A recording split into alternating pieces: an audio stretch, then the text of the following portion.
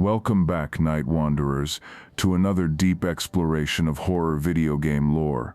Tonight, we're descending into fog-shrouded streets and rust-stained corridors to examine one of the most psychologically profound horror games ever created, Silent Hill 2. This isn't just a story about monsters lurking in the darkness. This is a meditation on guilt, grief, and the terrible weight of secrets we carry. This is about a man walking through the landscape of his own fractured psyche, where every creature, every blood-soaked wall, every impossible room becomes a mirror reflecting truths he cannot bear to face. So settle in, let the darkness gather around you, and join me as we explore how Silent Hill 2 transforms internal anguish into tangible, walking nightmares. How it makes guilt breathe, makes shame take form, makes the act of murder echo through reality itself until the world becomes unrecognizable. This is the story of James Sunderland and the monsters that are, in truth, all pieces of himself. James Sunderland arrives in Silent Hill on a gray autumn day, carrying a letter from his dead wife. Mary has been gone for 3 years, he tells himself. 3 years of mourning, 3 years of emptiness. But the letter in his hand says she's waiting for him in their special place, in this town where they once found happiness together. The problem, of course, is that Mary is dead, has been dead, will always be dead. But James drives to Silent Hill anyway, parks his car on the side of the road, and walks into the fog. The fog itself is the first layer of Silent Hill's psychological manifestation. It isn't weather, it's concealment. It's the murky barrier James has erected in his own mind, obscuring truth, softening harsh edges, making it impossible to see too far ahead or look too clearly at what surrounds him. In the fog, you can only see a few feet in any direction. Memory works the same way when it's been compromised by trauma, by guilt, by the desperate human need to rewrite history into something bearable. James walks through abandoned streets where buildings loom like silent witnesses. The town feels wrong immediately, not just empty but evacuated, as if everyone fled from something terrible. And they did. They fled from James himself, or rather from the psychological resonance he brings with him. Silent Hill responds to darkness in the heart, and James carries darkness so profound it has transformed the entire town into a personal purgatory. The architecture James encounters tells its own story. Buildings are in various states of decay. Paint peeling, wood rotting, rust creeping across every metal surface. This isn't the natural aging of structures. This is accelerated entropy, the way things fall apart when no one cares for them anymore. When James stopped caring for Mary during her long illness, when his love curdled into resentment and his devotion transformed into a wish for her suffering to end, these feelings manifested as decay. The town shows him what neglect looks like when it becomes environmental. Water damage appears everywhere. Stains spread across ceilings like bruises. Puddles gather in corners. Moisture seeps through walls. This omnipresent dampness speaks to Mary's illness, the fluid that gathered in her lungs near the end, her labored breathing, the way disease makes the body betray itself with its own fluids. Every water-stained wall whispers of sickness, of a body failing, of James listening to Mary's wet coughs and wishing in his darkest moments for silence. The fog world, this first layer of Silent Hill's nightmare, is almost peaceful in its emptiness, almost safe. There are monsters here, certainly, but they're sparse, manageable. James can walk for long stretches encountering nothing but his own footsteps and the ambient sounds of a dying town. This relative safety is itself a metaphor. The fog world is James's initial layer of denial, his first defense against truth. Here he can still tell himself stories. Here he can still believe the lies he's constructed. Here, Mary died 3 years ago of illness, and he's a widower seeking closure, not a murderer fleeing from what he's done. But the fog cannot hold forever. Reality, like water, finds every crack, seeps through every barrier. And beneath the fog world waits something far more terrible, the Otherworld, where James's guilt takes form and walks. The first monsters James encounters are the lying figures, and they tell us immediately that this will not be a straightforward horror experience. These creatures don't look like traditional zombies or demons. They look like something escaped from a particularly disturbing psychological assessment. The lying figure appears at first glance to be a human body wrapped in a straitjacket made of its own flesh. The arms are bound across the torso in a posture of restraint. The body writhes and twitches with a disturbing organic quality, as if the creature is perpetually struggling against its own physical form. Most disturbing of all, the head is completely featureless. No face, no expression, just a blank flesh-covered void where identity should be. And from this faceless head, the lying figure sprays a thick, yellowish, acidic substance. The symbolism here operates on multiple levels, each more psychologically revealing than the last. The straitjacket bindings suggest restraint, something that should be free but has been forcibly confined. During Mary's 3-year illness, James experienced profound sexual frustration. His wife was dying, her body ravaged by disease, and James felt desires that filled him with shame. How could he think of sex when Mary was suffering? How could his body betray him with needs when his wife was slowly dying? This internal conflict, the war between natural human desire and the guilt that desire provoked, manifests as these bound figures, bodies restrained against their own impulses. The phallic spray of fluid from the creature's head is perhaps the most overt sexual symbolism in the game. It's aggressive, violating and nauseating, exactly how James has come to view his own sexuality. What should be natural and intimate has become weaponized in his mind, something shameful and destructive. The yellowish color suggests disease, connecting sexuality with Mary's illness in James's traumatized psyche. To James, his sexual thoughts during Mary's dying became almost like another disease, something toxic growing inside him. The facelessness of these creatures is equally significant. Faces represent identity, personhood, humanity. By removing the face, James's guilt has stripped away the humanity from these representations of desire. They're not people anymore. They're just bodies, just urges, just the animal aspect of human nature that James finds so deeply shameful. This dehumanization reflects James's own internal state. He cannot look at his own face in mirrors throughout the game without feeling disgust because he knows what he's done, knows the thoughts he had while Mary suffered. The lying figures also move in a particular way, writhing, twitching, convulsing on the ground before suddenly lurching upright to attack. This unpredictable movement pattern creates anxiety, but it's also symbolic of repression. These creatures represent what James has tried to force down into his subconscious, and like any repressed material, it doesn't die quietly. It writhes beneath the surface. It builds pressure, and eventually it explodes into consciousness in disturbing, violent ways.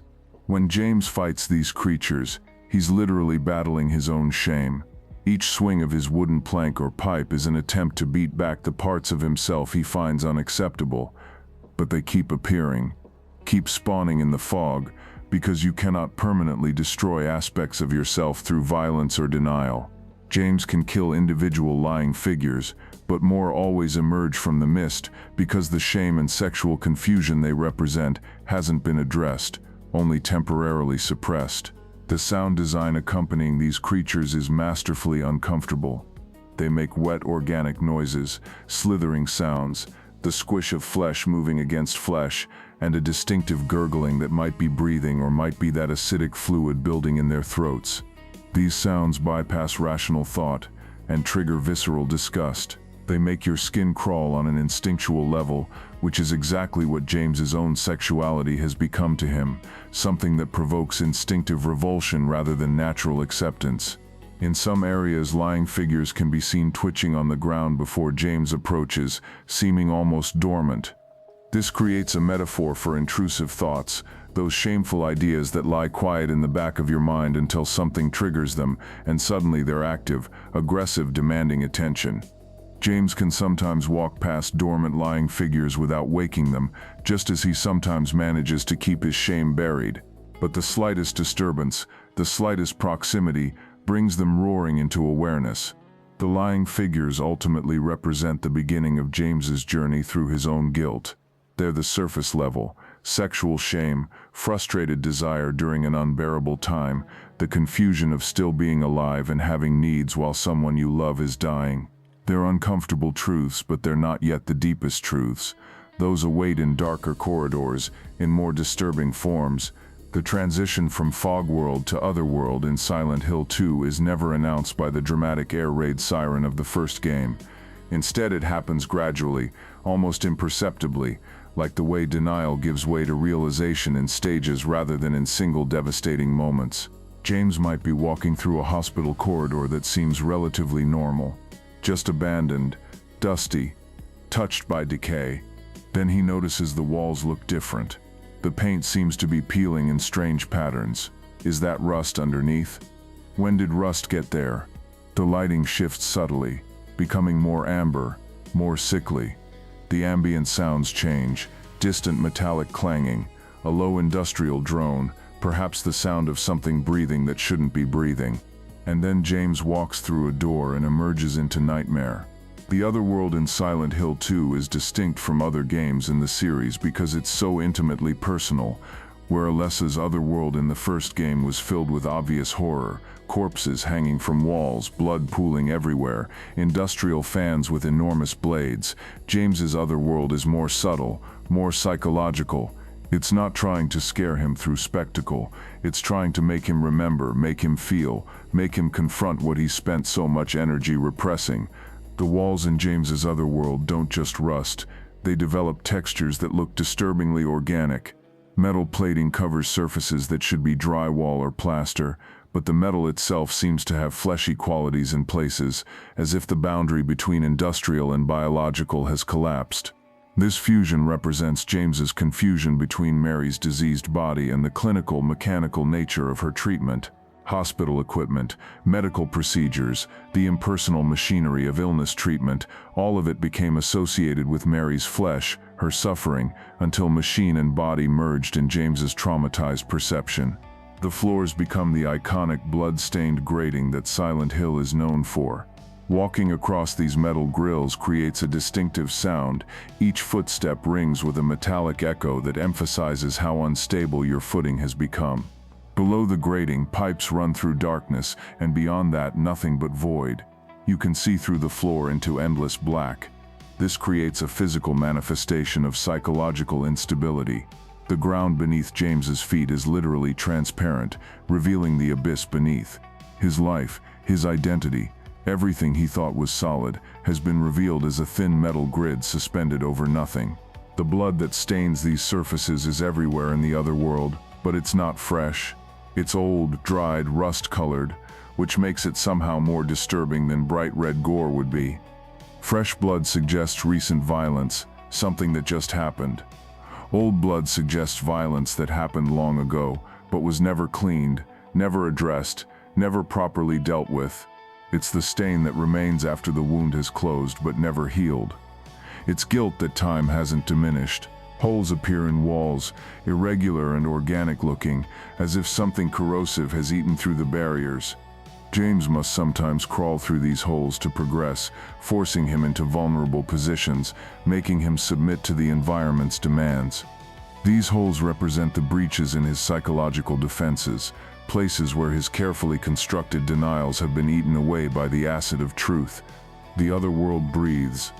In certain locations, walls pulse rhythmically, in and out, like lungs or like a heartbeat. This makes the environment feel alive, but it's the life of disease, of something wrong growing and spreading. It's Mary's labored breathing made environmental. It's the sound that haunted James during her final months, the wet, struggling inhale-exhale that told him she was suffering, told him she wasn't getting better, told him this would never end unless something ended it. Chains hang from ceilings in the Otherworld, serving no apparent function. Barbed wire wraps around railings and appears in tangles in corners. These represent imprisonment, both Mary's, trapped in her failing body, kept alive by medicine and will when perhaps death would have been mercy, and James's own imprisonment in his role as caretaker, watching his wife die slowly, unable to escape without becoming the kind of person who abandons the sick. The impossible architecture of James's Otherworld deserves special attention. Rooms connect in ways that defy spatial logic. Hallways are longer inside than the building's exterior could accommodate. Doors lead to places they shouldn't reach. This Escher-esque quality creates profound disorientation, but it's also a perfect metaphor for traumatized memory.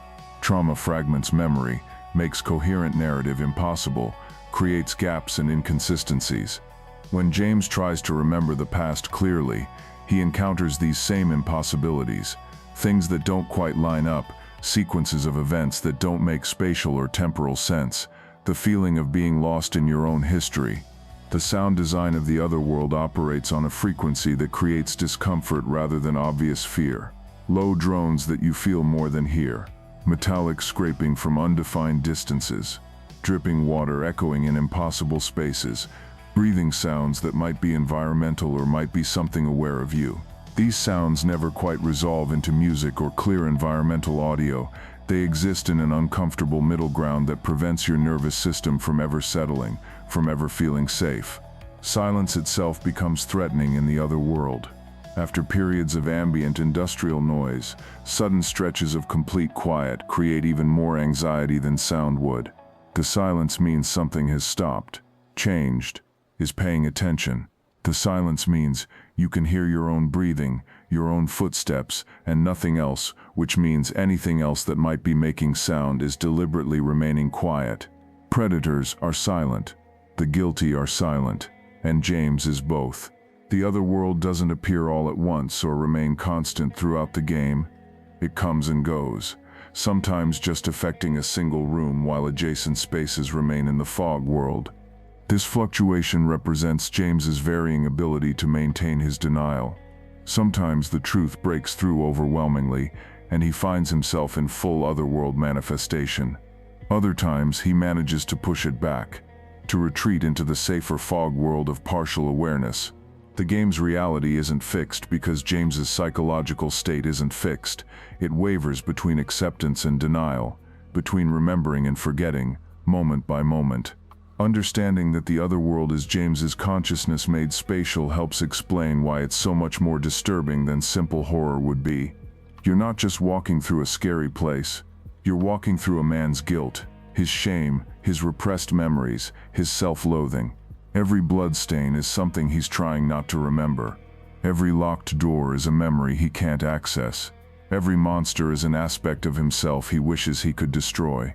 The Otherworld is intimate horror, the kind that makes you complicit just by experiencing it, because by the end you understand James better than he understands himself. And waiting in this other world, in its blood-soaked corridors and flesh-covered rooms, are more creatures born from James's psyche, each more revealing than the last. In the apartments and darker corners of Silent Hill, James encounters one of the game's most psychologically complex creatures, the Mannequins. These aren't the conventional monsters of horror fiction. There's something far more unsettling, far more revealing about the particular darkness in James's heart. Mannequins appear as two pairs of legs fused together at the waist, creating a creature that's nothing but legs. 4 of them, arranged in an X pattern, moving with a scuttling insectoid gait that's deeply wrong to witness.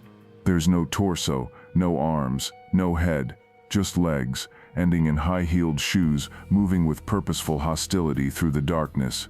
The sexual symbolism here is even more overt than with the lying figures, and it operates on several disturbing levels simultaneously. Mannequins, as objects, exist to display clothing, particularly women's clothing. They're representations of the human form, specifically the female form, stripped of personality, consciousness, humanity. Their bodies reduced to their most basic function, being looked at, being used to sell something, being pure objectified physicality without the complications of personhood. During Mary's illness, as her body deteriorated and their intimate life disappeared, James began to view women through an increasingly objectified lens. His sexual frustration sought outlet, but guilt prevented healthy expression. Instead, his sexuality fragmented, focusing on parts rather than people, on bodies rather than persons.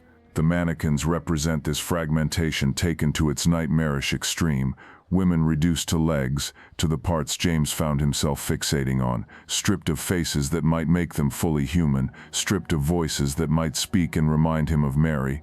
The choice of legs specifically is significant. Legs suggest walking away, escape, freedom of movement, all things Mary lost as her illness progressed. In her final months, Mary was likely bedridden, unable to walk, her legs useless. James, meanwhile, could walk, could move, could theoretically escape the situation if he had the courage or callousness to abandon her. The mannequin's legs, still mobile, still active, represent both what Mary lost and what James wished he could do, just walk away from the unbearable situation. The high heels add another layer. High heels are traditionally associated with femininity, sexuality, fashion, aspects of womanhood that vanish during serious illness. Mary, dying, wasn't wearing high heels. She was wearing hospital gowns, practical clothes for the bedridden, garments that prioritized medical access over aesthetics. The high heels on the mannequins represent the sexualized feminine ideal that James compared Mary against, the attractive women he saw in the world while his wife wasted away, the guilt-inducing recognition that he still found other women attractive even as the woman he married was dying. The way mannequins move is particularly disturbing. They scuttle and leap, using all four legs in coordination that shouldn't work but does. This movement is aggressive, predatory, and deeply unnatural. It represents how James's sexuality has become twisted. What should be natural and beautiful has become aggressive and threatening. His desire has been corrupted by guilt until attraction itself feels like attack, until sexuality becomes monstrous. Mannequins often appear in tight spaces, narrow hallways, small rooms, places where their multi-legged form creates particular difficulty navigating around them. This enforced proximity creates discomfort, which is precisely the point. James is uncomfortable with his own sexuality, uncomfortable with his desires, uncomfortable with being close to the things that attract him because attraction has become synonymous with guilt and shame. The fact that mannequins appear primarily in apartment buildings is also symbolically rich. Apartments are domestic spaces, places of ordinary living, of relationships, of the mundane reality of sharing life with another person. The invasion of these spaces by creatures representing objectified sexuality suggests how James's fractured desires have corrupted his understanding of domestic partnership. His relationship with Mary, which should have been about companionship, mutual support and emotional intimacy, became contaminated with resentment about the loss of physical intimacy. When James fights mannequins, he often needs to get close to them, into their range, to land effective blows. This forced proximity mirrors psychological work with uncomfortable aspects of self. You cannot effectively address your issues from a safe distance. You must get close to them, even when closeness is the last thing you want. The sounds mannequins make are minimal but effective, the click-clack of heels on hard surfaces, the scrape of legs against walls, small rustling noises that suggest fabric or leather. These sounds are gendered in the player's mind, associated with femininity, which makes them particularly unsettling in context. The feminine has become threatening, and that threat is announced through sounds that in other contexts might be neutral or even attractive. Mannequins can also be found positioned in strange ways, standing motionless in corners, arranged in patterns that seem almost ritualistic, suggesting that James's guilt has organized these representations of objectified desire into something like a shrine or an accusation. They stand as silent witnesses to his shame, frozen in postures that might be waiting or might be judging. What makes the mannequins particularly psychologically sophisticated is how they represent a specific failure of intimacy. James didn't just kill Mary out of mercy or exhaustion, he killed her having already emotionally abandoned her in subtle ways during her illness. The mannequins show us that abandonment, the reduction of a person to body parts, the objectification that strips away personhood, the fragmentation of desire that prevents seeing another human being as a complete individual. Mary, suffering, became something less than fully human to James, a burden, a sick body, an obstacle to his happiness. And the mannequins show us this dehumanization made literal. Perhaps no monsters in Silent Hill 2 have achieved more iconic status than the nurses, and perhaps none are more complex in their psychological symbolism. These creatures appear primarily in Brookhaven Hospital, and they represent layers upon layers of James's guilt, desire, confusion, and trauma related to Mary's long illness. The bubblehead nurses, as they're called in design documents, appear as feminine figures in ragged, blood-stained nurse uniforms. Their bodies are distinctly sexualized, curved hips, suggested breasts beneath the uniform, an overall shape that reads as female and deliberately provocative, but their heads are horrifying, swollen, grotesque, featureless masses that seem ready to burst, like diseased buboes or tumors grown to impossible size. They move with twitching, jerking motions, wielding pipes or other makeshift weapons, attacking with an aggressive sexuality that's both alluring and repulsive. To understand what these creatures represent requires understanding James's relationship with hospitals, with nurses, and with the women who cared for Mary during her final years. For James, nurses occupied an impossible psychological space. They were professionals doing necessary medical work, yes, but they were also women, attractive women in many cases, whom James encountered frequently during Mary's hospitalization and treatment. These women had intimate access to Mary's body in ways James no longer did. They bathed her, administered medication, saw her at her most vulnerable and least dignified. For James, watching these nurse-patient interactions likely created a complex tangle of emotions: gratitude that someone was helping Mary, resentment that these strangers had more physical contact with his wife than he did, relief that he didn't have to perform all the unpleasant caretaking tasks, guilt about that relief, and underneath it all, a shameful attraction to some of these nurses, professional women going about their duties, whom James's starved sexuality fixated upon even as his wife lay dying in the same building. The sexualization of the nurse uniform itself has a long, problematic history in culture, turning a professional medical outfit into a costume associated with fantasy and desire. James's nurses embody this corruption. They're dressed in a way that suggests both medical authority and sexual availability, creating an impossible fusion of caretaker and object of desire. This represents how James's psyche has fused these categories together until he cannot separate professional medical care from sexual attraction, cannot see nursing without seeing potential sexual partners. The grotesque swollen heads represent disease manifested, bodies corrupted by illness taken to extreme. But they're also about concealment. These nurses have no faces, no expressions, no individuality. Like the mannequins, they've been stripped of personhood, reduced to bodies in uniforms. This facelessness allows James to project onto them without confrontation from actual human subjectivity. A face looks back at you, judges you, sees you. These nurses cannot see anything, which makes them safe objects for desire because they cannot reflect your guilt back at you. The nurses' twitching, spasmodic movements deserve careful attention. They don't move smoothly or predictably. They jerk, convulse, twitch in place, then suddenly lunge forward with aggressive attacks. This movement pattern is deeply unsettling to watch, creating a sense that these creatures are malfunctioning, that something inside them is fundamentally wrong.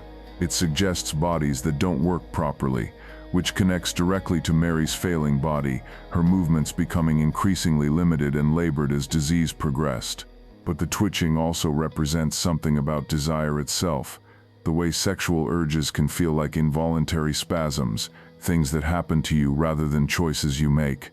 James experienced unwanted attractions during Mary's illness, felt his body responding to other women despite his conscious wish to remain faithful, and this disconnect between voluntary and involuntary, between what you want to feel and what you actually feel, manifests as these twitching, convulsing figures that seem at war with their own nervous systems. The nurse's aggression is particularly significant. Unlike the objectified mannequins that seem almost passive in their horror, the nurses are actively hostile. They attack James with considerable force, wielding weapons, pursuing him through corridors. This aggression represents several things simultaneously. It's the aggression James felt directed at him by caretakers who perhaps judged his absence or his failure to adequately support Mary. It's the aggression he felt from Mary herself when the illness changed her personality, made her bitter and cruel in ways she never was before sickness twisted her psyche. And it's James's own self-directed aggression manifested externally, his guilt attacking him, punishing him for his desires, for his resentments, for ultimately killing the sick woman these nurses represent.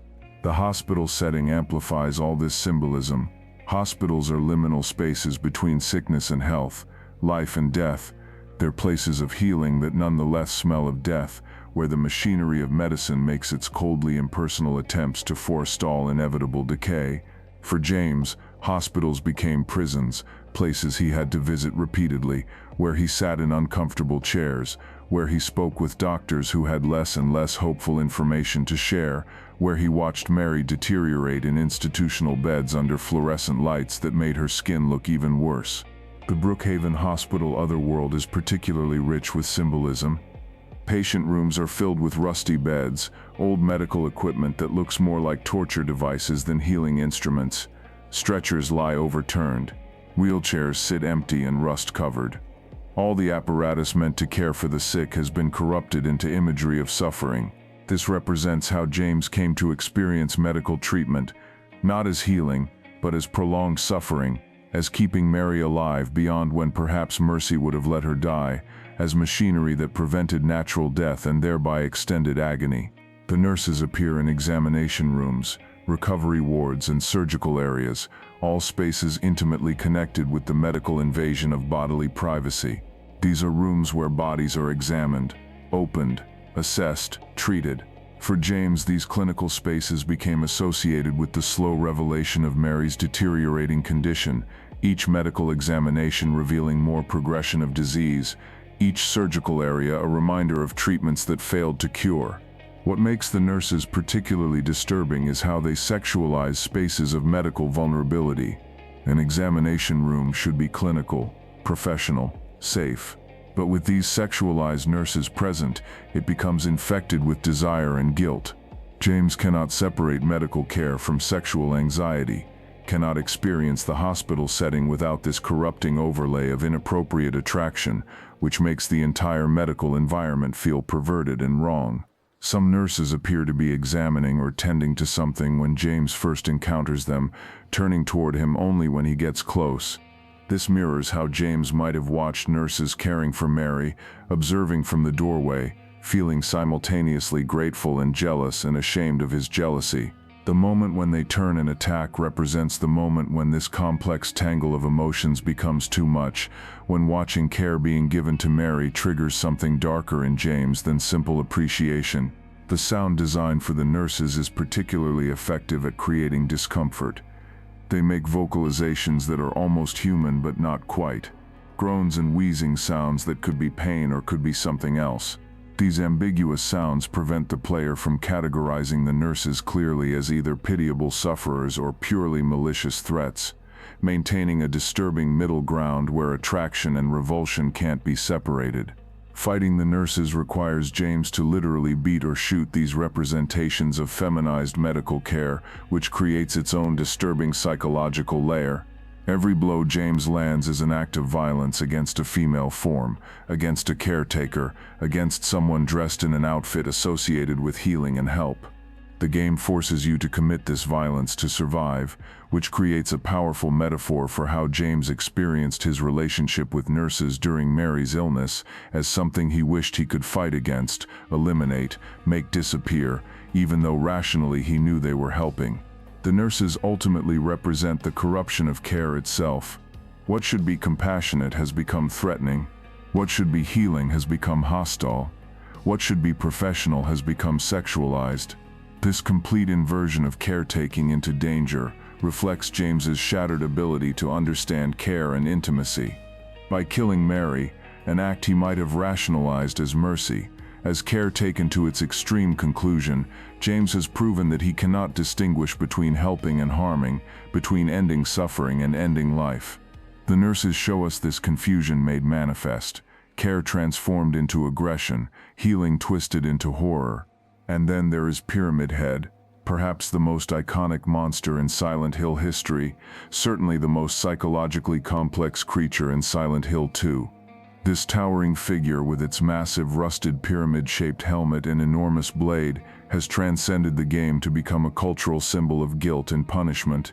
But within the context of James's journey, Pyramid Head represents something very specific and very personal, James's need for punishment made flesh. Pyramid Head first appears in full during the early exploration of Woodside Apartments, though James glimpses him through barred doors before that encounter. The creature stands behind bars, utterly still, watching James. This initial sighting establishes something crucial. Pyramid Head is aware of James specifically, is focused on him, has purpose beyond simply existing as a random threat. When James encounters Pyramid Head properly in an apartment hallway, the creature is in the act of assaulting in both violent and explicitly sexual ways two mannequins. James watches this scene through bars, unable to intervene, forced to witness as Pyramid Head pins the mannequin creatures down and performs acts that are clearly sexually violent while also being deadly. This scene is deeply disturbing to experience, and intentionally so, because it's showing James something about himself that he doesn't want to acknowledge. Pyramid Head represents the dark masculine aggression that James feels but cannot accept. The sexual violence Pyramid Head performs represents James's own sexuality, corrupted by years of frustration, resentment, and guilt into something that has become violent and punishing. When James killed Mary, suffocating her with a pillow, there was almost certainly a physical element to it, a need to restrain her, to force her down, to use his strength against her weakness.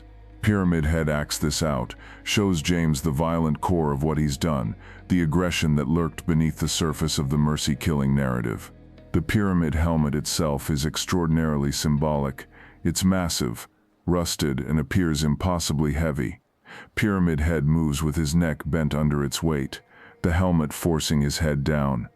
This represents the weight of guilt, the crushing burden that forces you to bow, to look down, to carry something far too heavy but which you cannot remove because it's become fused to your identity. James cannot escape his guilt any more than Pyramid Head can remove his helmet. They're both imprisoned by something they cannot take off. The pyramid shape has theological and mystical significance across cultures.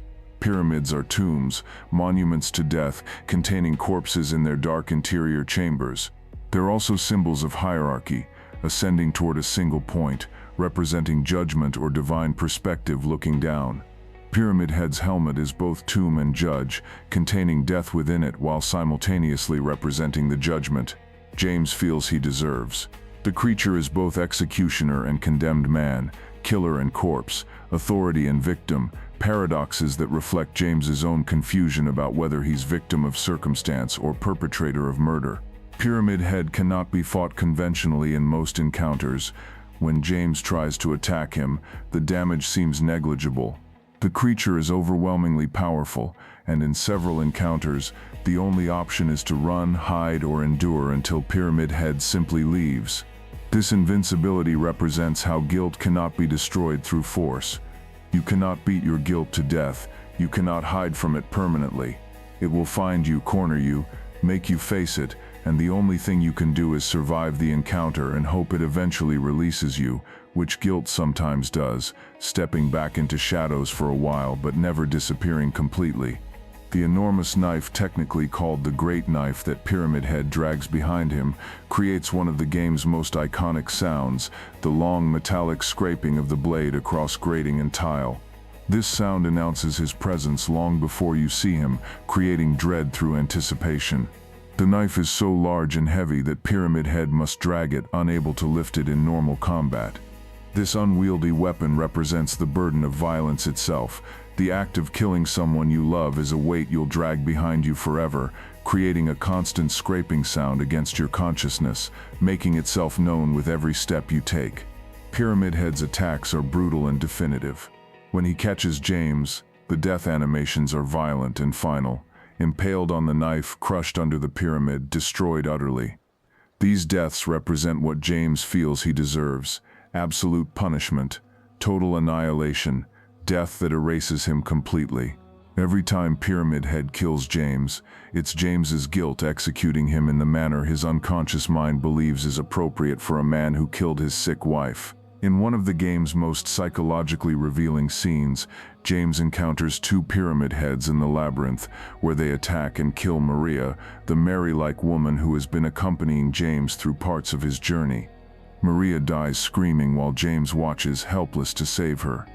This scene forces James to experience what he did to Mary from the outside, to witness a woman who looks like Mary being violently killed while he stands by, unable or unwilling to prevent it.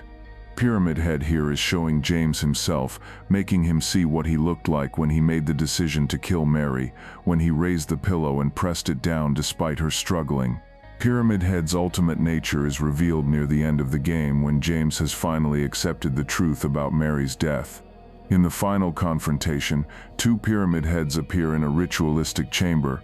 They stand motionless for a long moment, then simultaneously pick up their spears and impale themselves, committing suicide in front of James. This stunning scene represents the completion of Pyramid Head's purpose. Once James has acknowledged his guilt, once he stopped repressing the truth, the need for external punishment disappears. Pyramid Head was never an outside threat. He was an aspect of James's psyche, the part that knew what he'd done, and demanded he be punished for it. Once James consciously accepts his guilt, this aspect of self no longer needs to manifest as a separate, pursuing entity. It can rest, it can die. The design of Pyramid Head combines multiple influences. The pyramid shape references ancient mysticism and mystery religions.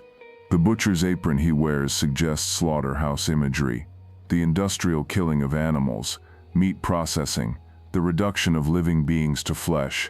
This connects to how James came to view Mary during her illness, less as a person, more as a body that needed tending, a piece of flesh that was failing. The rust covering Pyramid Head from helmet to apron suggests not just age but corruption, the moral decay that comes from committing acts you know are wrong, the spiritual rust that eats away at your soul. Some interpret Pyramid Head as having explicitly sexual characteristics in his design, the cone shape of the helmet, the leather straps and apron suggesting fetish wear, the violent sexuality of his actions. This sexual dimension reflects how James's guilt is intertwined with sexual frustration and shame. He resented Mary for the loss of their physical intimacy. He was attracted to other women while married. He killed Mary partly to free himself to move on. All these sexual dimensions of his guilt converge in Pyramid Head, who combines violence and sexuality in ways that force James to confront the ugliest aspects of his desires. Pyramid Head's areas tend to be the darkest, most oppressive spaces in the game. He appears in flooded rooms, in prison-like corridors, in labyrinthine passages where James is most disoriented and lost. These environments reflect the psychological spaces where guilt lives, the dark corners of consciousness, the flooded basements of memory, where things you've tried to drown still float and press against the locked door. What makes Pyramid Head truly brilliant as a monster design is how he's so specifically tied to James's individual psychology that he appears only in this game. He's not a generic Silent Hill monster, he's James Sunderland's personal demon, born from James's specific guilt, configured to James's specific needs for punishment. Other characters in other games have their own manifestations of guilt, but none exactly like Pyramid Head, because no one else has James's particular combination of mercy killing, sexual shame, resentment, and desperate need for self-punishment. Pyramid Head teaches us that sometimes the most terrifying monsters aren't hunting us because they're evil, but because we've created them ourselves to hunt us. Sometimes the thing you're running from in the darkness is your own guilt given form and purpose, and sometimes the only way to escape it is to stop running, turn around, face what you've done, and accept that yes, you deserve judgment. Only then can the executioner lower his blade and finally rest. Silent Hill 2 is remarkable, not just for James's personal monsters but for showing us glimpses of other characters' otherworlds as well. Perhaps the most devastating of these is Angela Orozco's monster, Abstract Daddy, a creature born from trauma so terrible that even seeing its manifestation is disturbing in ways that transcend normal horror. James encounters Abstract Daddy in the labyrinth's prison area, specifically in a room that Angela has been trapped in. The creature's design is nightmare given form, two humanoid figures, one larger and one smaller, fused together on a bed frame in a mockery of intimacy that's both mechanical and organic. The larger figure appears to be pressing down on the smaller, which lies beneath, struggling. The shapes are abstract enough that they read more as suggestion than explicit depiction, but the suggestion is clear and horrifying. This is sexual abuse made literal, a child being violated made into a shambling monster. Angela's backstory is revealed gradually through the game. She was sexually abused by her father throughout her childhood. Her mother knew and did nothing, offering no protection.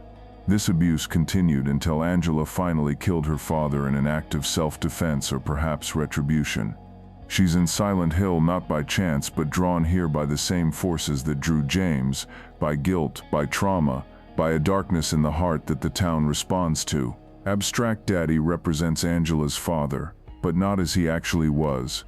This is her father as she experienced him during the abuse, a towering, overpowering presence, mechanical in his repeated violations, abstract because childhood trauma often struggles to form concrete memories, processing extreme suffering through fragments and impressions rather than clear narrative. The fusion of his figure with hers on the bed frame represents how victims of sustained abuse often feel, that the abuser has become part of them, inseparable from their identity, fused with them in ways that cannot be undone even after the abuser is dead. The bed frame itself is crucial symbolism.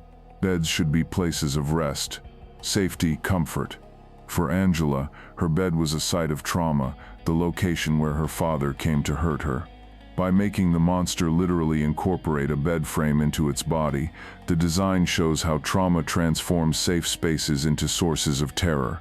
Angela can never experience a bed as simply a place to sleep. Every bed carries the memory of violation. Every bed is potentially a trap. When James fights Abstract Daddy on Angela's behalf, he's symbolically intervening in a way he never could for Mary, protecting someone, acting as defender rather than killer, but it's also revealing that James can fight Angela's monster at all. Unlike Pyramid Head, who James cannot meaningfully harm until the very end, Abstract Daddy can be damaged and defeated. This suggests that while James cannot escape his own guilt through violence, he can help others confront their traumas. It's easier to be strong for others than for yourself. Easier to see clearly what needs to be done when it's not your own demons you're facing. Abstract Daddy's attacks involve grabbing and restraining, trying to pull James in close, which reflects the trapping nature of abuse. The way abusers isolate victims, pull them close, restrain them from escaping. The creature's movements are lurching and inevitable, suggesting the inexorable approach of abuse that happens on the abuser's schedule when they decide, with the victim having no control over timing or occurrence. The environment where James fights Abstract Daddy deserves attention. He enters through a door covered with newspaper clippings about Angela's murder of her father, suggesting this is a space defined by judgment, what others think about her crime, how her trauma has been public and discussed and reduced to headlines. The room itself is small, confined, with the bed monster taking up much of the space, creating claustrophobia that mirrors how trauma dominates consciousness, leaving little room for anything else. After James defeats Abstract Daddy, he finds Angela standing in a hallway surrounded by flames, and here we get one of the game's most devastating pieces of dialogue. James comments that the room is hot, and Angela responds, "You see it too? For me it's always like this." This reveals that Angela's Otherworld is completely different from James's. Where James experiences rust and decay and water damage, Angela experiences fire, endless, burning, consuming fire that never stops. Fire represents multiple things for Angela. Its rage, the burning anger at what was done to her, at her mother's betrayal, at a world that failed to protect her. Its purification, fire cleanses but through destruction, burning away everything until only ash remains. Its hell, Angela seems to believe she's damned for killing her father, that she deserves eternal punishment for the sin of defending herself.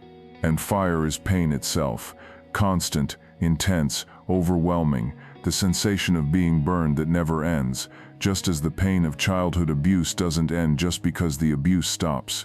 Abstract Daddy's defeat doesn't free Angela from her flames. Even after James helps her kill the manifestation of her father's abuse, she remains in her burning otherworld, suggesting that defeating the representation of trauma doesn't erase the trauma itself. The abuser can be dead, the threat can be eliminated, but the damage remains, the pain continues, the fire keeps burning. What makes Angela's monster and her otherworld so powerful is how it shows that Silent Hill manifests differently for everyone based on their specific trauma. James's guilt creates rust and decay and water.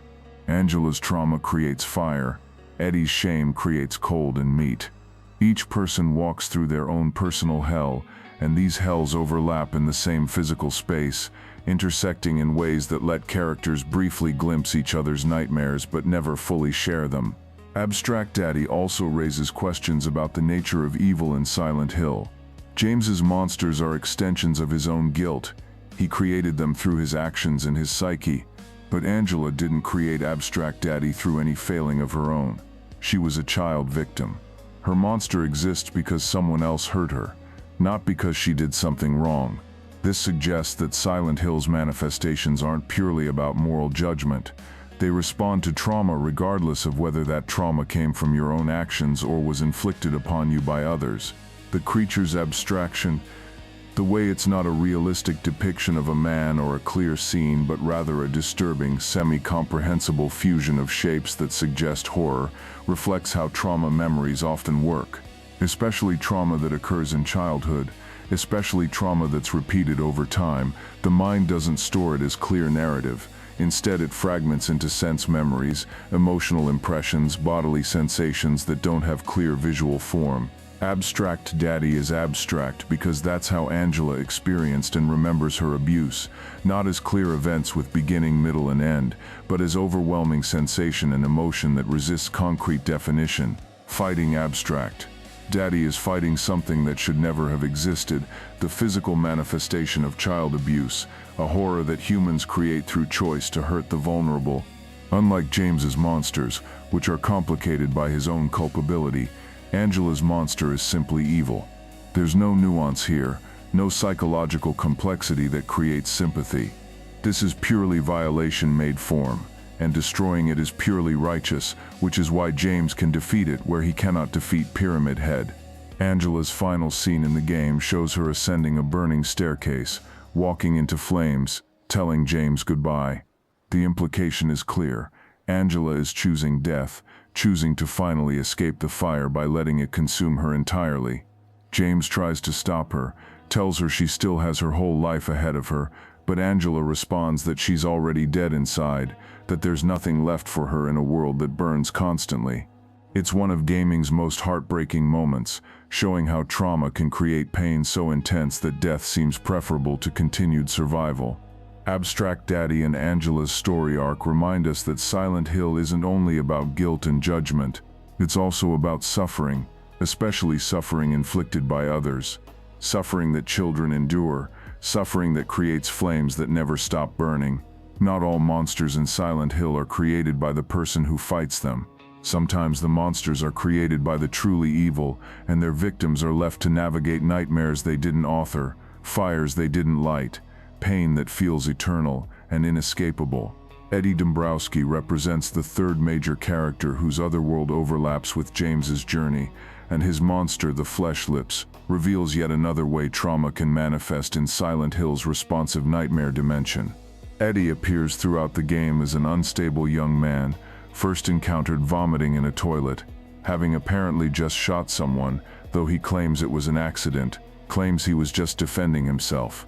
Through conversations with James, Eddie's history emerges. He was bullied relentlessly for his weight, mocked and tormented until one day he snapped, shot his tormentor, or possibly a dog or both. Eddie's stories shift and contradict, suggesting his grasp on truth is as fractured as James's. Eddie's monster, the Flesh Lips, appears as a grotesque, corpulent hanging figure made primarily of flesh, with enormous lips dominating its design. The lips are swollen, distorted, hanging like slabs of meat, and they seem to be the only clearly defined feature of an otherwise amorphous body mass. These creatures hang from meat hooks or lie in heaps, massive bodies of flesh without clear structure or definition. The symbolism is direct but effective. Lips speak. They're the organs of verbal abuse, of mockery, of the cruel words that Eddie endured throughout his life. Fat lips, thick lips. These were probably terms of mockery aimed at Eddie himself. By making the monster nothing but lips and flesh, Eddie's trauma has reduced his tormentors to the specific parts that hurt him, their voices speaking cruelty, and their perception of his body as simply excessive flesh. The Flesh Lips creatures are associated with meat throughout. They appear in meat lockers, cold storage areas filled with hanging animal carcasses. This environment of industrialized meat processing reflects how Eddie felt processed by society, judged, found wanting, treated as meat rather than as a person. The cold of the meat lockers may also represent emotional coldness, the absence of warmth or human connection that Eddie experienced, the freezing isolation of being mocked and rejected. Eddie's Otherworld seems to be characterized by this cold environment, in contrast to Angela's fire or James's decay. The cold suggests emotional numbness, the freezing out of feeling that occurs after prolonged abuse. It suggests being preserved but dead, like meat in a freezer, technically intact but no longer living, no longer capable of warmth. Eddie has been frozen by his trauma into a state where he can no longer properly respond to others, no longer distinguish between threat and normality, no longer control his violent impulses. When James finally confronts Eddie in a massive meat locker, the environment is filled with corpses that all resemble Eddie, large bodies, similar proportions, suggesting that Eddie sees himself everywhere, or perhaps that he's killed multiple versions of himself, or that his self-hatred has manifested as surrounding himself with representations of the body he despises. These Eddie corpses hanging from meat hooks represent self-image destroyed, the internalization of mockery until you see yourself as others see you, as meat, as something worthy only of being hung up and butchered. Eddie's descent into violence mirrors James's own trajectory, but through a different psychological route. Where James killed out of a complex mixture of mercy and resentment, Eddie kills out of rage and self-defense that has expanded to include anyone who threatens him, or even just reminds him of his tormentors. Eddie's Otherworld reflects rage where James's reflects guilt, different emotional cores creating different manifestations. The choice to make Eddie's monster primarily about flesh and lips rather than more complex symbolism reflects Eddie's trauma being more straightforward than James's or Angela's. Eddie was bullied for his appearance. He was mocked for his weight. The psychological damage, while severe, has a direct cause and effect quality. The monster doesn't need layered symbolism because the trauma doesn't have layers. It's blunt, direct cruelty, responded to with blunt, direct violence.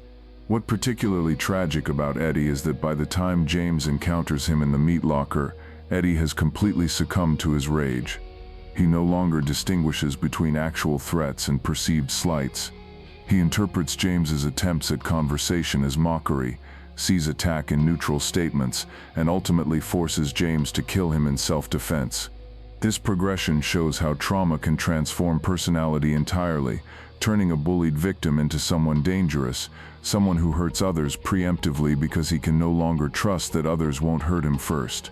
The fight with Eddie takes place among the hanging corpses and meat hooks, forcing James to kill a man surrounded by representations of death and butchery.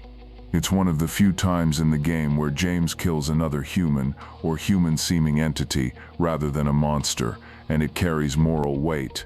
Eddie is clearly disturbed, clearly damaged by trauma, and killing him feels less like victory than tragedy.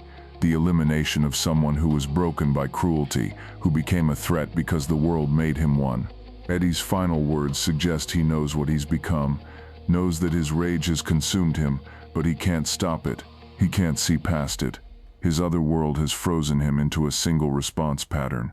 Strike first, trust no one, assume mockery and attack.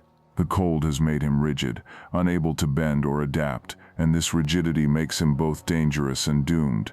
The flesh lips monsters that James encounters in Eddie's spaces are less numerous than James's own creatures, suggesting that Eddie's trauma, while intense, is more focused, less pervasive than James's guilt. Eddie's horror is specific, mockery about weight, bullying about appearance. James's horror is existential, the murder of a spouse, the corruption of love into killing. The scope of manifestation matches the scope of trauma. What Eddie's story and monster teach us is that Silent Hill doesn't only respond to guilt, it responds to rage as well, to pain that's been transformed into violence, to trauma that makes people dangerous rather than just damaged.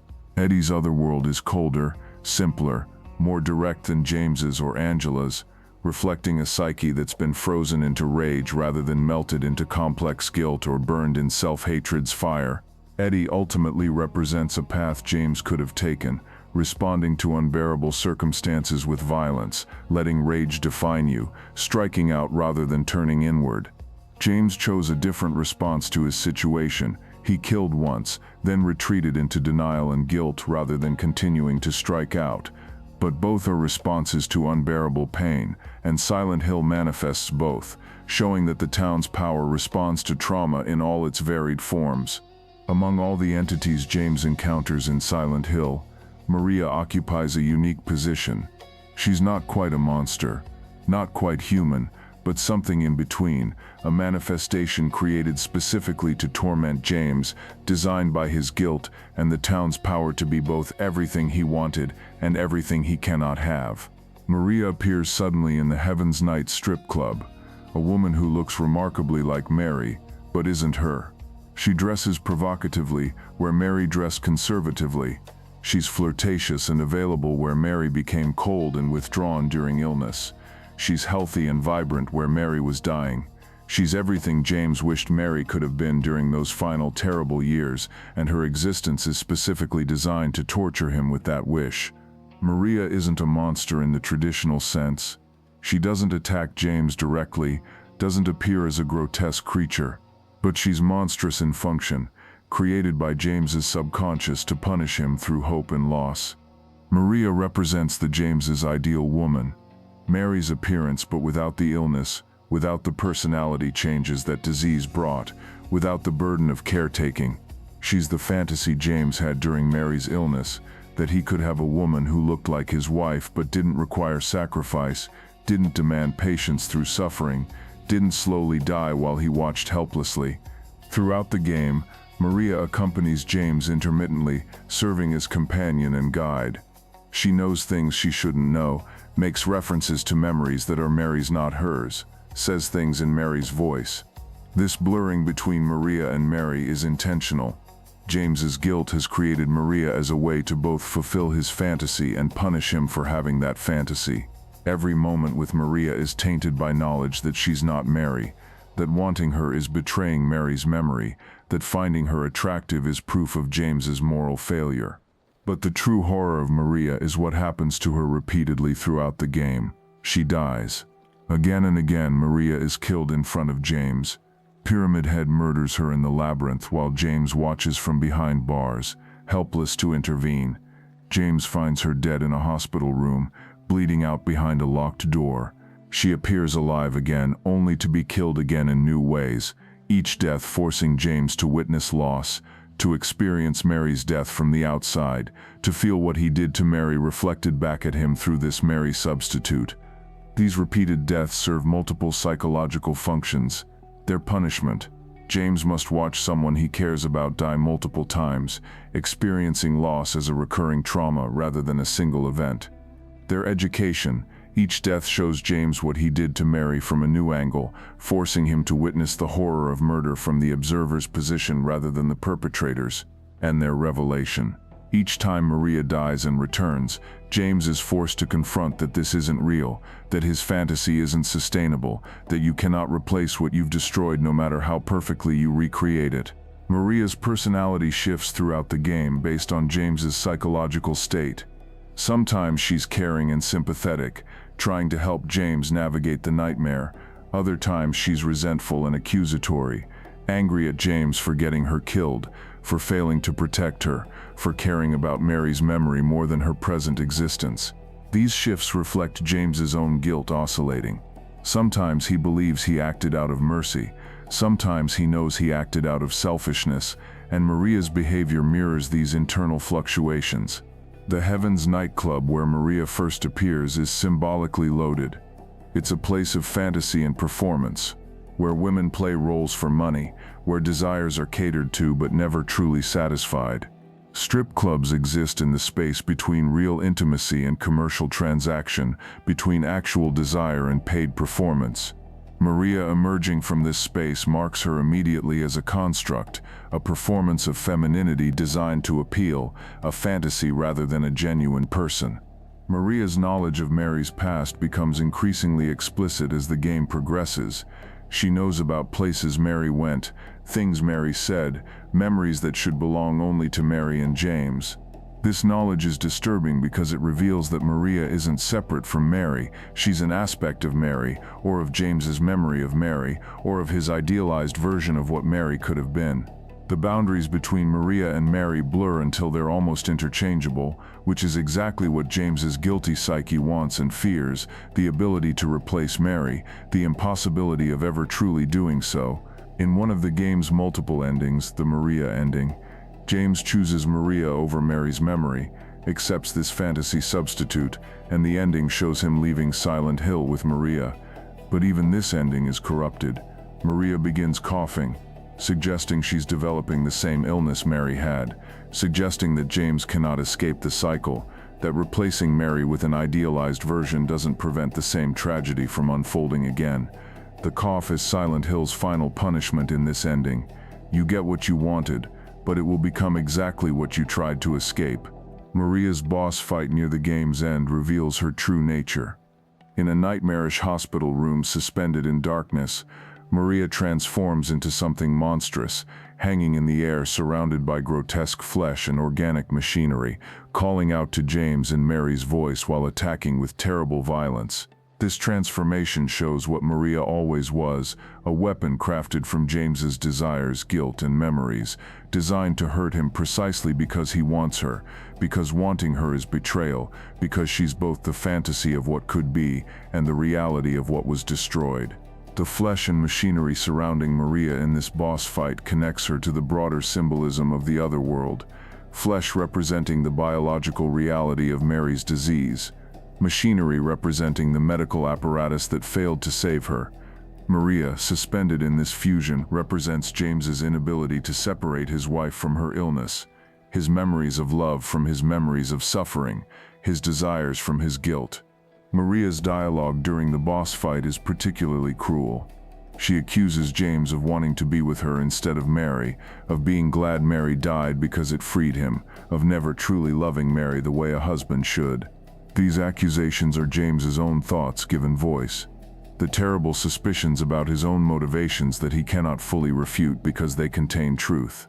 Maria speaks the thoughts James tries not to think, makes explicit the implicit betrayals that lurk in his subconscious.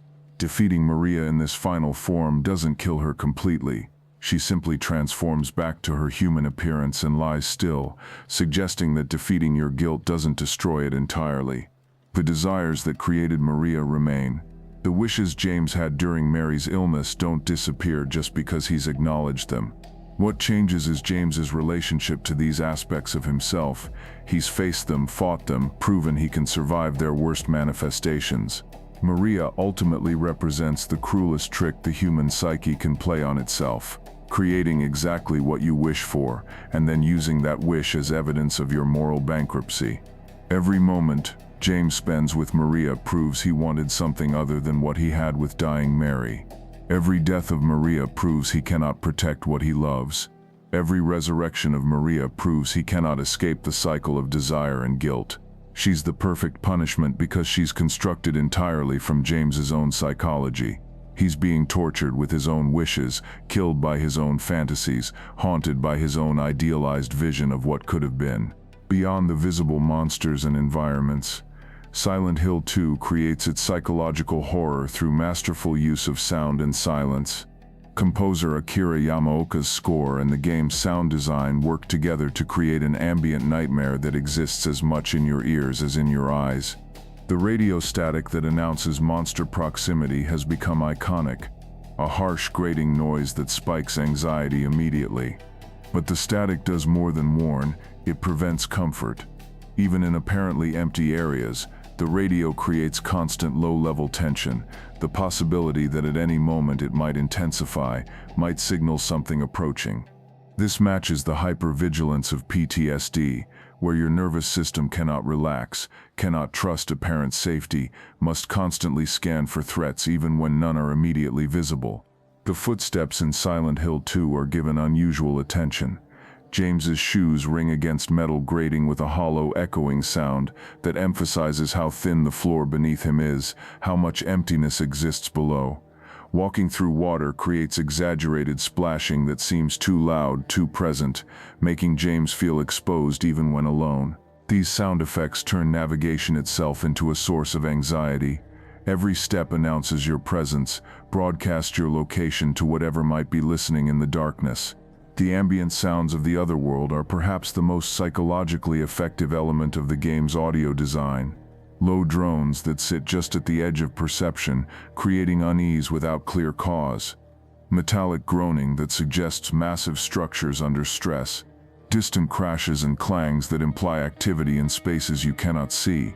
These sounds create a sense that the Otherworld is alive, that it's doing things independent of James's presence, that he's intruding into a space that exists and operates according to its own terrible logic.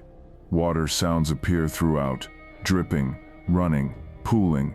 Sometimes it's rain on windows, sometimes it's pipes leaking, sometimes it's just the ambient sound of moisture that suggests rot and decay. These water sounds connect to Mary's illness, to the fluids that gathered in her lungs, to the way disease makes the body too wet, too full of wrong fluids in wrong places. Every drip is a reminder of biological failure, of bodies not working correctly, of the slow drowning that respiratory illness creates. Breathing appears in the sound design with disturbing frequency. Sometimes it's James's own breathing becoming labored when he's injured or has been running. Other times it's environmental breathing, the suggestion that walls or floors are inhaling and exhaling, that the Otherworld itself has respiratory function. This breathing creates an intimacy that's deeply uncomfortable, as if you're too close to something you shouldn't be near, as if the boundary between inside and outside has been compromised.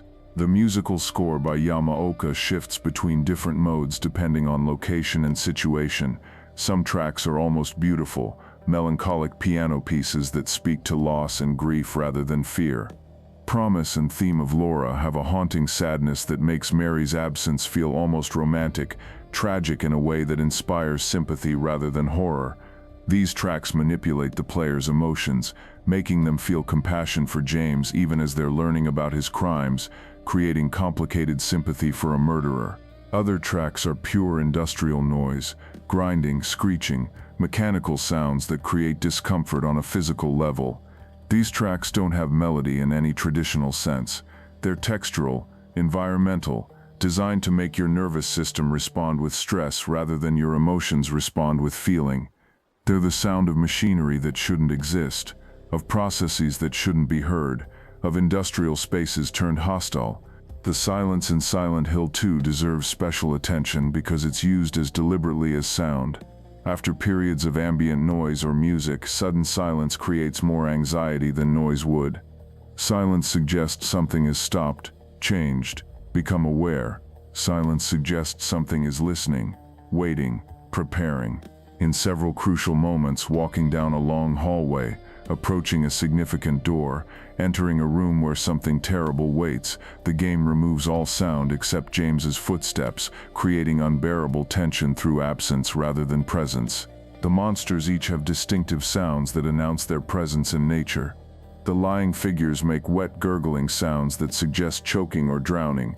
The mannequins create clicking, scuttling noises like giant insects. The nurses emit disturbing moaning sounds that hover between pain and something else entirely. Pyramid Head's dragging blade creates the iconic metallic scraping that announces his presence from rooms away. These sonic signatures mean players learn to identify threats by sound before seeing them, creating dread through anticipation. The echo and reverb in indoor Otherworld spaces creates a sense of vast emptiness. Sounds don't just occur, they bounce, repeat, suggest spaces much larger than the rooms visible. This audio expansion makes environments feel bigger than they are, more complex, more filled with possibility for things hiding beyond perception. The echo suggests that you're not in a simple room, but rather in some vast structure where your location is just one small cell in an enormous hive. Dialogue in the game is sparse and carefully placed. Long stretches pass with no human voice except James's occasional muttered observations. This creates isolation. You're alone with ambient horror, without the comfort of human conversation, without the possibility of calling for help or explaining your situation to someone who might understand. When dialogue does occur, it's stilted, uncomfortable, filled with subtext that suggests characters aren't saying what they really mean, that every conversation is also a kind of combat. The voice acting, particularly James's voice by Guy Sheehy, has a flat, effectless quality that initially seems like poor acting but reveals itself as brilliant character work. James is dissociated, depressed, emotionally numb. His flat delivery isn't a flaw, it's the sound of someone who is disconnected from their emotions, who cannot properly express feeling because feeling is too dangerous. When James does show emotion, his voice breaking at key moments, his sudden anger or fear, it stands out against this flatness, creating impact through contrast. Mary's voice, heard in the letter James reads and in the tape recording of their final vacation, has a different quality. In the letter, Mary sounds almost ethereal, loving, the idealized wife James wishes he'd had. On the videotape, she sounds sick, bitter, cruel, the reality of what disease did to her personality. The contrast between these two versions of Mary, both mediated through audio, shows how memory can preserve one version while forgetting another, how guilt can rewrite history into either complete idealization or complete damnation. The ambient sound in the hotel deserves special mention. As James explores the Lakeview Hotel, sounds of the past echo through corridors, Mary coughing, conversations from years ago, the sounds of guests who aren't there anymore. These temporal echoes suggest that trauma collapses time, that past and present coexist in the traumatized psyche, that James is simultaneously in the present moment and in the terrible past he's trying to escape. The silence in the final confrontation with Mary is absolute. After hours of ambient dread, after constant noise and music and environmental sound, this crucial moment occurs in near total quiet, only voices, only the truth being spoken aloud. The silence makes every word land with impact, makes the revelations feel more real because they're not buried under atmospheric horror. The silence says, this is what everything has been building toward, and you will hear it clearly. Yamaoka's use of melody versus noise throughout the game creates emotional rhythm.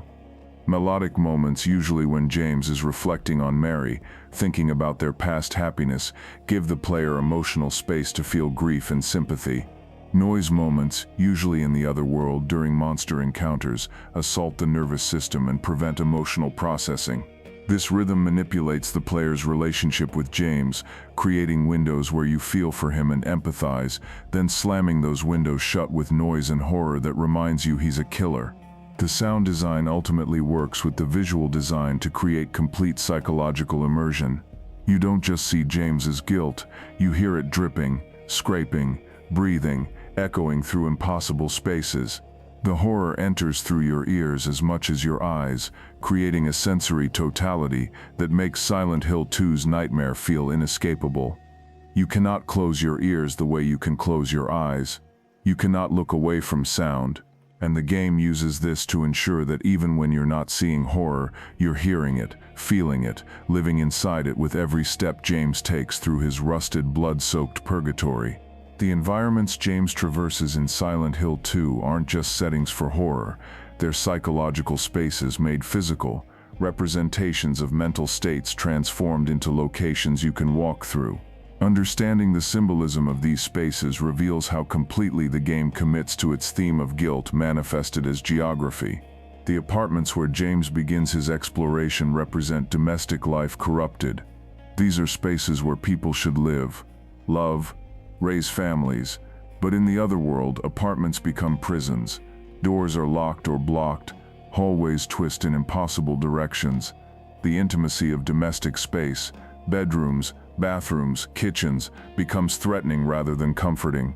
This corruption of the domestic reflects how James's relationship with Mary, which should have been defined by domestic intimacy and partnership, became instead a kind of imprisonment for both of them. Mary trapped in her sick body, James trapped in his role as caretaker. The water that floods many areas isn't just atmospheric. Water flows downward, seeks low points, seeps through cracks and barriers. It represents emotions that cannot be contained. Grief, guilt, shame, that no matter how hard you try to wall them off, they find their way through, pool in the lowest places of your psyche, rise slowly until you're wading through them, then swimming, then drowning. The flooded areas force James to move slowly, make navigation difficult, create vulnerability. You cannot run from water, You cannot fight it. You can only push through it, hoping it doesn't rise above your head. Brookhaven Hospital appears in both Fogworld and Otherworld states, and in both it's a place of medical horror. Hospitals should be places of healing, but for James they're sites of failure, places where Mary received treatment that didn't cure her, where her condition was diagnosed as terminal, where she spent time when she couldn't be cared for at home. The hospital's transformation into Otherworld involves walls that look like diseased flesh, equipment that resembles torture devices, and an overwhelming sense that medicine here doesn't heal, it prolongs suffering. The prison beneath Toluca Lake represents judgment and punishment. Prisons are where society sends those who've broken its laws, where people are contained and punished for their crimes. James hasn't been arrested, hasn't been tried, hasn't been sentenced by any court. But his guilt has created its own prison, sentenced him to its own punishment, locked him in psychological cells where he must confront what he's done. The prison's location beneath the lake suggests that punishment exists in the depths, under the surface, in places you must descend to reach. The labyrinth deserves special analysis as perhaps the most overtly symbolic location. Labyrinths in mythology are designed to confuse, to trap, to prevent escape.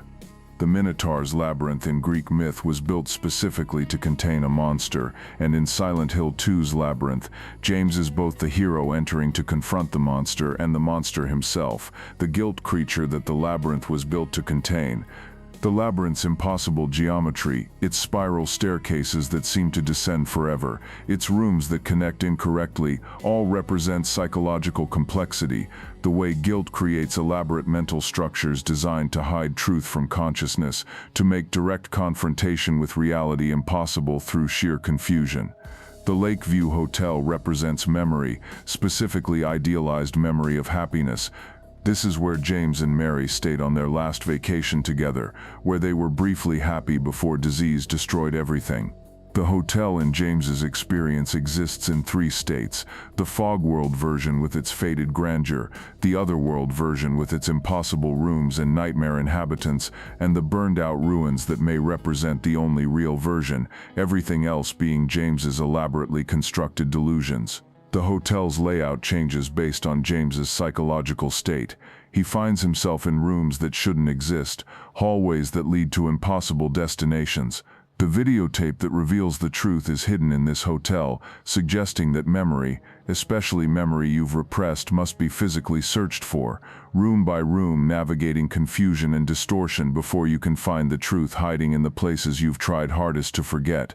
The lake itself, Toluca Lake, functions as a boundary and a mirror. Water reflects, showing you yourself, but distorted, darkened. Lakes have depths that hide things, surfaces that conceal. Drowning in lakes is slow suffocation, death by submersion, which parallels Mary's death by suffocation under a pillow. Several endings involve James driving into the lake, choosing to join Mary in death by water, suggesting that the lake represents death itself, peaceful on the surface, final in its depths. The fog that covers Silent Hill in the fog world isn't just weather, it's metaphor for unclear perception, for James's inability to see truth clearly. Fog obscures, softens edges, makes familiar things unfamiliar, prevents you from seeing consequences until you're right up against them. James moves through his life in a kind of fog, unable to see himself clearly, unable to face truth directly. The fog is comfortable in its way. It allows denial, allows you to tell yourself you're not sure what you're seeing, allows ambiguity, but it also isolates, prevents knowing where you are or where you're going, makes every step uncertain. The transition spaces deserve attention, the holes James crawls through, the gaps in fences, the narrow passages. These liminal spaces between areas represent psychological transitions, the vulnerable moments when you're moving from one mental state to another, when defenses are down, when you're neither here nor there but stuck in the uncomfortable in-between. Crawling through these spaces forces James into vulnerable positions, makes him small and exposed, emphasizes that moving from denial to truth requires submission to uncomfortable processes. The verticality of Silent Hill 2's spaces is psychologically revealing.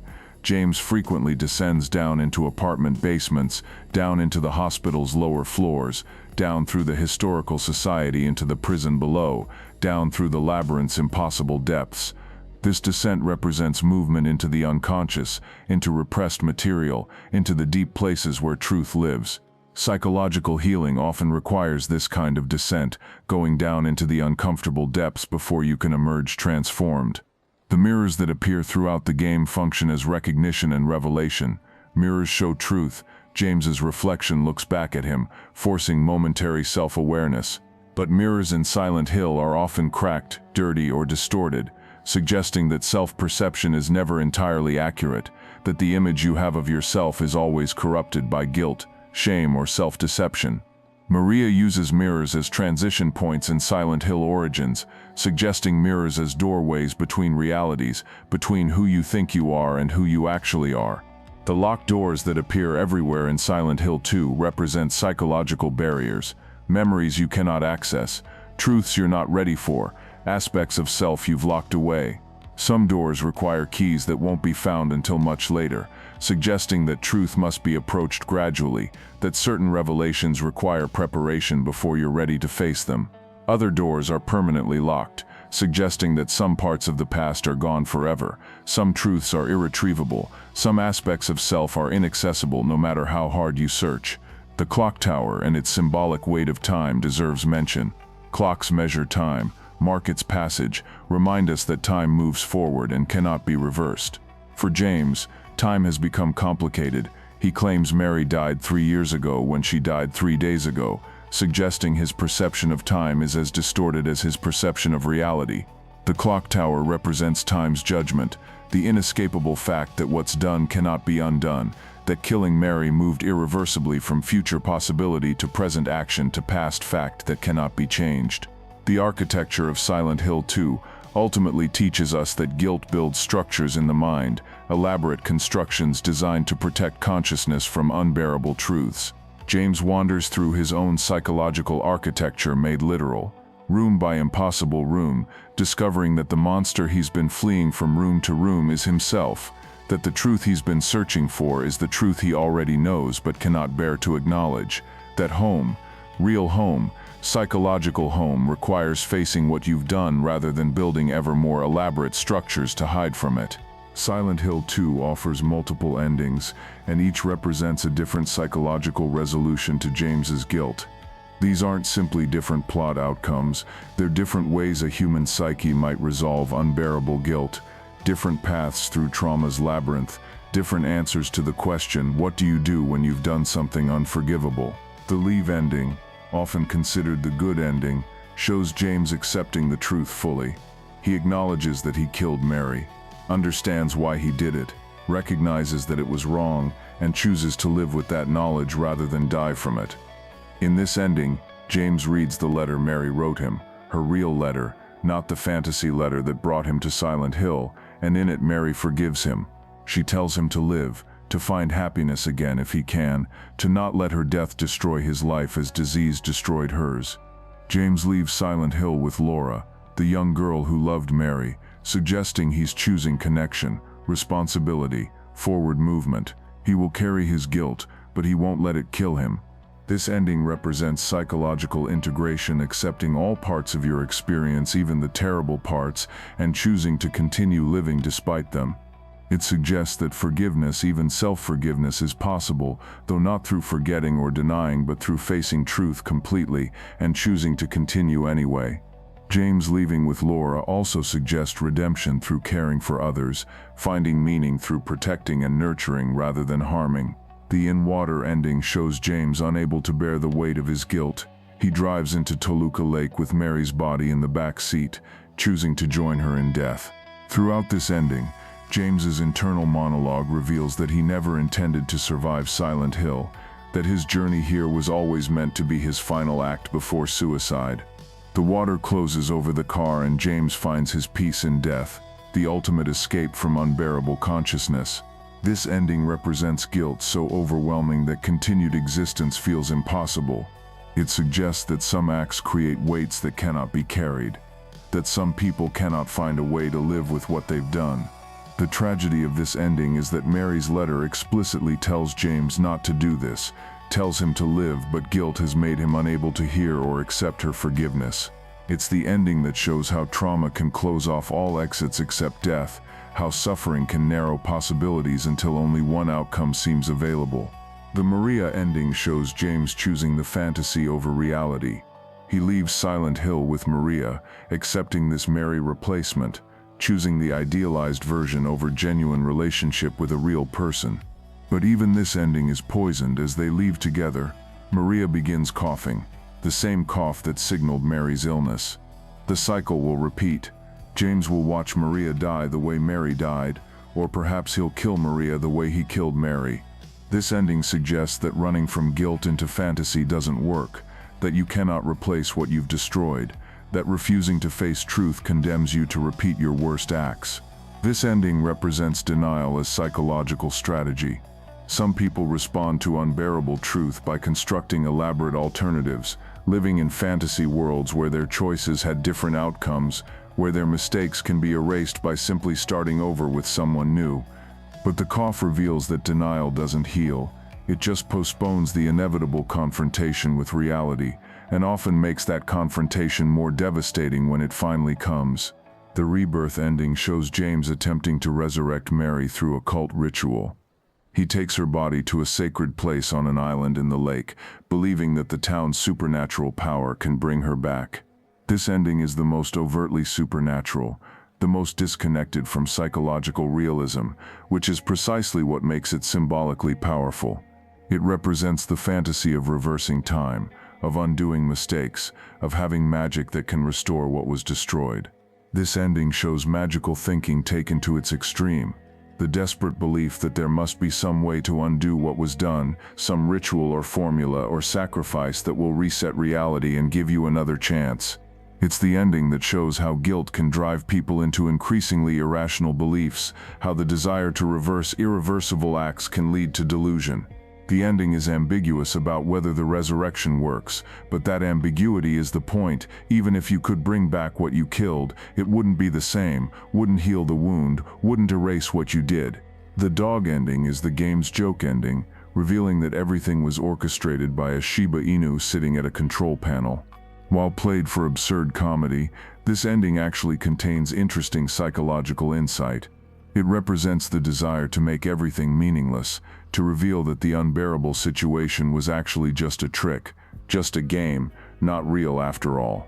Some people respond to trauma by trying to make it absurd, by laughing at it, by insisting it doesn't matter because nothing matters. The dog ending is nihilism as defense mechanism. If everything is absurd, then your acts aren't really meaningful, and guilt becomes pointless. What makes Silent Hill 2's multiple endings psychologically sophisticated is that they're determined by James's behavior throughout the game rather than by a final choice. If James examines Angela's knife frequently, showing fascination with death, he's more likely to get the in-water ending. If he focuses on Maria, listens to her monologues, returns to her when she calls, he's moving toward the Maria ending. If he obsessively examines Mary's photo and letter, he's on the path to leave. These behavioral determinants suggest that endings aren't sudden choices, but rather the accumulated result of many small decisions, many psychological leanings, many moments where you orient yourself toward health or toward destruction. The game's refusal to clearly mark one ending as canon is important. All these outcomes are psychologically valid responses to unbearable guilt. Some people integrate their trauma and move forward. Some people cannot bear the weight and choose death. Some people run into fantasy and denial. Some people descend into magical thinking and delusion. Silent Hill 2 acknowledges all these possibilities without judging them as simply right or wrong, good or bad. They're human responses to inhuman levels of psychological pain. The endings also vary in how much truth James accepts. The leave ending requires accepting everything, that Mary died 3 days ago, not 3 years. That James killed her, that it was both mercy and murder, that it cannot be undone but must be lived with. The in-water ending accepts most of the truth but cannot accept the possibility of continuing to live with it. The Maria ending rejects truth in favor of comfortable fantasy. The Rebirth ending accepts truth but attempts to undo it through impossible means. The progression from full acceptance to complete denial maps onto different degrees of psychological integration versus fragmentation. What Silent Hill 2 ultimately teaches through its multiple endings is that there is no single correct way to resolve guilt of this magnitude. Different psyches will follow different paths. Some will find ways to live with what they've done, others will not survive the revelation. Still others will retreat into delusion or fantasy or magical thinking.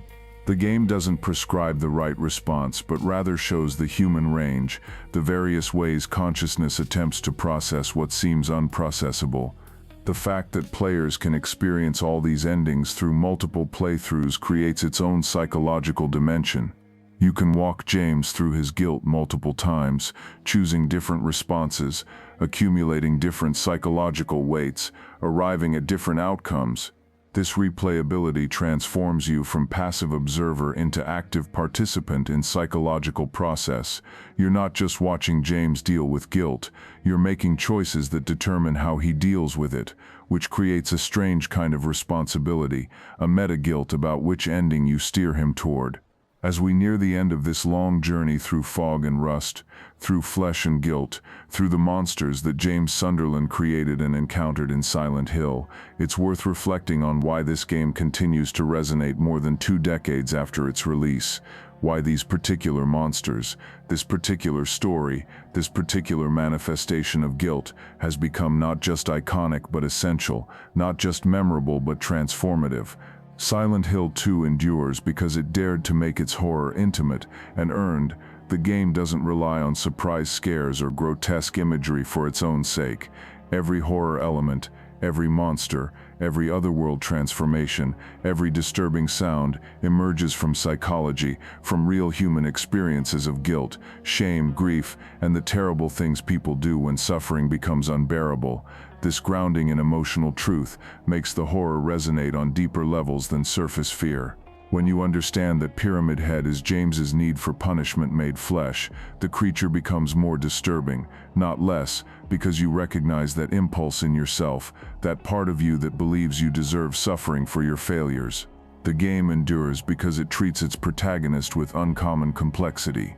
James Sunderland is a murderer. He killed his sick wife. These are facts the game doesn't shy away from or try to completely excuse. But James is also a man who suffered through 3 years of watching someone he loved deteriorate, who experienced the impossible burden of caregiving through terminal illness, who felt desire and resentment and exhaustion alongside love and grief. By the end of Silent Hill 2, most players feel deep empathy for James despite knowing what he did. This empathy isn't comfortable. It forces you to acknowledge that you might make similar choices under similar pressure, that the line between mercy and murder can blur, that all of us contain potential darkness we'd prefer not to acknowledge. The game endures because it understands that the most profound horror isn't external. Pyramid Head is terrifying, yes, but he's terrifying because he comes from inside James, because he cannot be escaped through physical means, because defeating him requires psychological work rather than violent action. The Otherworld is disturbing because it's a manifestation of internal states we all experience: guilt, shame, the feeling that our suffering should be visible, the fear that we're fundamentally broken or corrupted. Silent Hill 2 shows us our internal horrors made external, and that mirror reflection is what we cannot look away from. The game endures because it treats difficult topics: mercy killing, terminal illness, sexual frustration during a partner's sickness, the way disease changes personality with nuance and respect. These are subjects many people face but few stories address honestly. Mary's illness changed her, made her cruel and bitter. James resented her for this even though he knew it wasn't her fault. He wished for her death even though he loved her. These complex, contradictory feelings are real experiences of caregivers dealing with terminal illness, and Silent Hill 2 doesn't simplify them into easy moral categories. It shows how impossible situations create impossible feelings, how love can coexist with resentment, how the desire to help can transform into the desire for an ending, any ending to unbearable circumstances. The monsters endure because they're symbolic without being simplistic. The lying figures represent sexual shame, yes, but they also represent restraint, repression, the way desire can become monstrous when denied and twisted by guilt. The nurses represent attraction to caretakers, yes, but they also represent the corruption of healing into horror, the sexualization of medical vulnerability, the way James could no longer separate sick body from sexual body. Pyramid Head represents desire for punishment, yes, but he also represents masculine violence, sexual aggression turned deadly, the executioner that guilt creates to chase us through our own psychological labyrinths. Each monster contains layers that reward continued reflection, that mean different things as you understand James's situation more deeply. The ambiguity endures. The game's refusal to provide simple answers or clear moral judgments. Was James's act of killing Mary primarily mercy or primarily murder? The game suggests it was both, that motivations are never pure, that the same action can simultaneously contain compassion and selfishness. Should James be forgiven? Should he forgive himself? Can such acts ever be truly forgiven? The game offers multiple endings that represent different answers but doesn't tell you which is correct. This ambiguity respects the complexity of real ethical situations, where easy answers rarely exist, and different people might legitimately reach different conclusions about the same facts. The game endures because its craft is exceptional. Akira Yamaoka's sound design and music create atmosphere that few games have matched. The visual design of the Otherworld established an aesthetic vocabulary for psychological horror that has influenced countless works since. The game's pacing, long stretches of exploration and atmospheric dread punctuated by encounters and revelations, creates rhythm that allows psychological horror to build rather than relying on constant stimulus. The voice acting, initially criticized, now seems perfectly calibrated to convey dissociation and emotional numbing. Every craft element serves the psychological purpose, creating a unified work where nothing is accidental or purely aesthetic. Everything means something. The game endures because it asks questions we're afraid to answer. What would you do if someone you loved was suffering unbearably with no hope of recovery? How long could you care for someone whose personality disease has destroyed, who no longer seems like the person you married? What dark thoughts have you had that you're ashamed of? What would manifesting your guilt look like? What monsters would your psyche create? Silent Hill 2 doesn't just ask these questions, it makes you walk through possible answers, inhabit them, feel them from the inside. The game endures because it understands that horror and sadness are deeply intertwined. This isn't just a scary game, it's a profoundly sad one. Mary's letter at the end, her real letter, is heartbreaking in its love and forgiveness. The tape of James and Mary's final vacation is devastating in what it reveals. Angela's final scene, walking into flames, is one of gaming's most tragic moments. Eddie's death feels like the death of a damaged person who might have been saved if anyone had shown him kindness. The sadness deepens the horror, and the horror amplifies the sadness, creating an emotional complexity that stays with you long after the game ends. The game endures because it's fundamentally about something universal: guilt and whether redemption is possible. Everyone carries guilt for something. Things done, things left undone, people hurt, opportunities missed, failures large and small. Silent Hill 2 takes guilt to an extreme: murder of a spouse, but in doing so it illuminates how guilt works in all its forms. The way it warps perception, creates monsters, makes the world feel hostile, punishes through psychological manifestation rather than external judgment. And crucially, it suggests that facing guilt, walking through it completely, accepting it rather than denying or running from it, might offer a path toward living with yourself despite what you've done.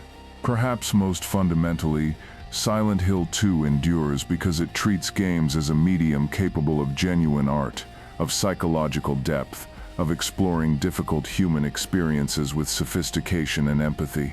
It proved that interactive media could address complex emotional and moral territory that had seemed reserved for literature and film.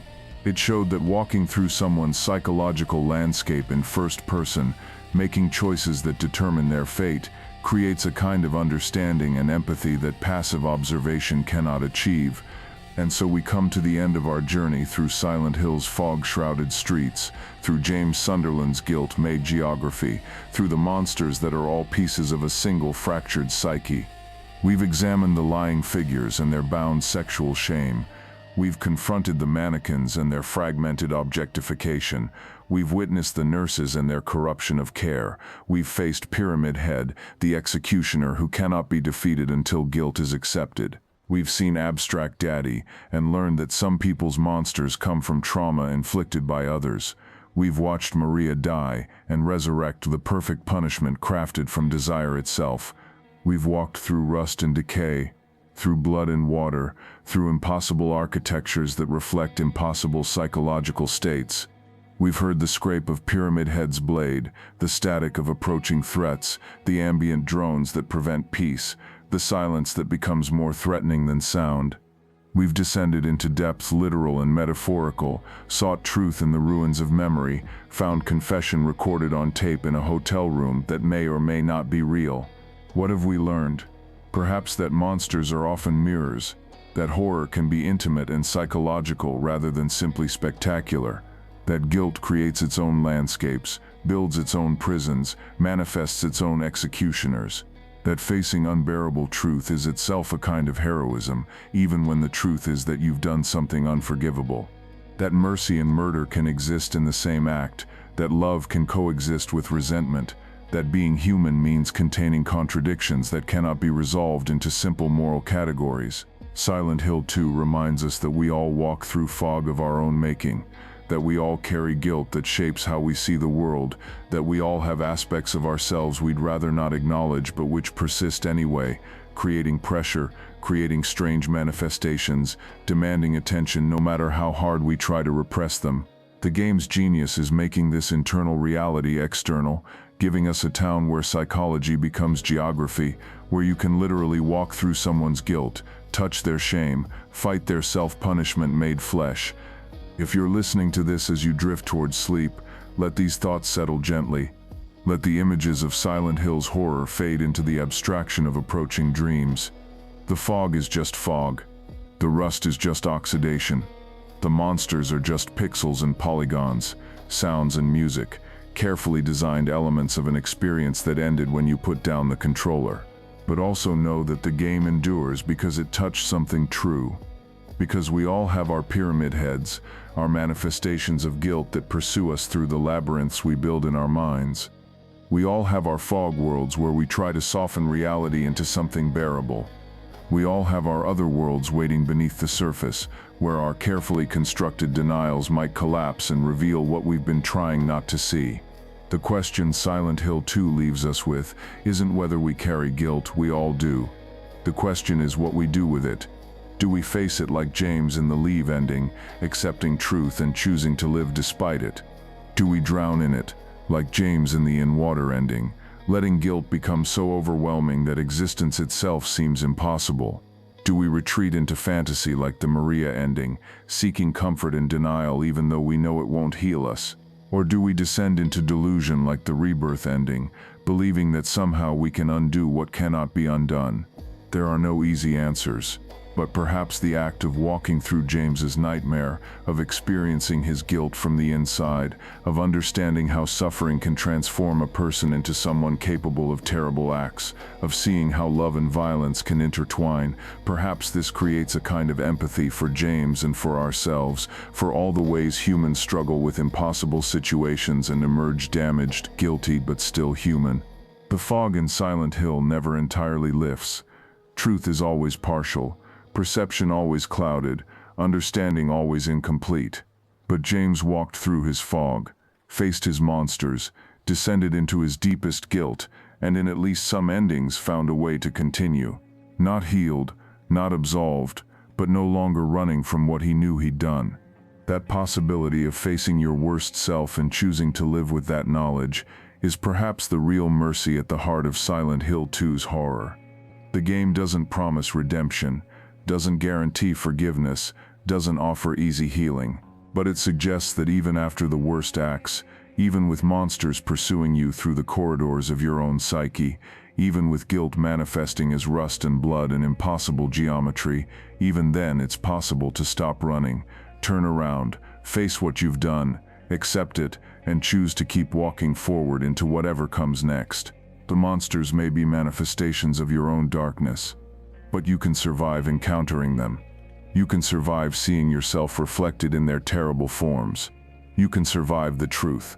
And perhaps in the end, that's all any of us can hope for, to survive our own truths, to walk through our own nightmares, and to emerge on the other side still capable of love, still capable of connection, still human despite our inhumanity, still worthy of forgiveness despite our guilt. The sirens have stopped. The rust is still. The monsters rest. James Sunderland's journey is complete. Though his story will never truly end because guilt doesn't end, it only transforms, integrates, becomes something you carry differently. And in the early morning light, after a long night spent exploring Silent Hill's psychological depths, perhaps we can all find some small mercy in knowing we're not alone in carrying darkness, not alone in having done things we regret, not alone in being complicated, contradictory, capable of both love and harm. The fog surrounds us all, but we can choose to keep walking through it, step by step, toward whatever truth waits in the clearing ahead. Thank you for taking this journey into the darkness with me. May your rest be peaceful, your dreams untroubled by executioners with pyramid heads, and may you wake tomorrow capable of facing your own truths with the courage James Sunderland, in his best moments, managed to find. The town of Silent Hill is quiet now. The monsters sleep. And so should we. Until next time, fellow travelers through horror's deepest lessons, rest well and remember that even in our darkest corners, we remain human, capable of change, worthy of compassion, deserving of the chance to continue despite what we've done.